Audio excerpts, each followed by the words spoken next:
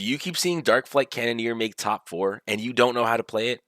Let's break down this comp so you can be the one to gain LP fast. In this video, we're going over what to do in the early, middle, and late game, what units to hold items for transitions, what augments to look for, and how to position well. Now in the early game, it's really simple. Darkflight units are cheap and you can often high roll them in the first few rounds. Your goal is to get Darkflight 2, Cannoneer 2, Cavalier 2, and this is how it'll look. Now if you happen to get Rengar instead of Aphelios, just replace Senna with Kiana for Assassin 2 instead. And as for the sacrifice unit, I usually go with Sejuani, Senna, or Kiana depending on if I have Rengar. Until you hit Zeke's, you can just use a component. You can also use a full item you slammed and remake the unit once you find Zeke's Herald. Loose streaking early is optimal if you don't find it in the minion rounds. So in this first part of the game, focus more on finding your units until you can secure the Zeke's Herald. As you move into the mid game, finding 2-star Aphelios and Rel is key. Add in Cavaliers to boost your front line at level 6 and 7 and secure extra copies of Aphelios or Rel if possible. You want the extra unit copies so you can double Zeke's Herald buff your main carry. Rengar also works for this if you manage to find him early. By level 6, your board should look like this, and at level 7, just add in either Nunu or Lilia. This will be your main board until you hit level 8. In this comp, there are two main carries, Aphelios in the early game and Graves in the late game. This comp will lack tank items unless you high roll them, but if you can manage to find a stone play early, then it helps a lot. Moving into the late game, here's how the board will look. You want Graves and Kiana for Tempest 2 buff. Graves is a powerful carry, which is why you use him here. You should also notice I did not include Tyrant Swain. He's just a little bit too weak right now. Taking 2 spots and being expensive,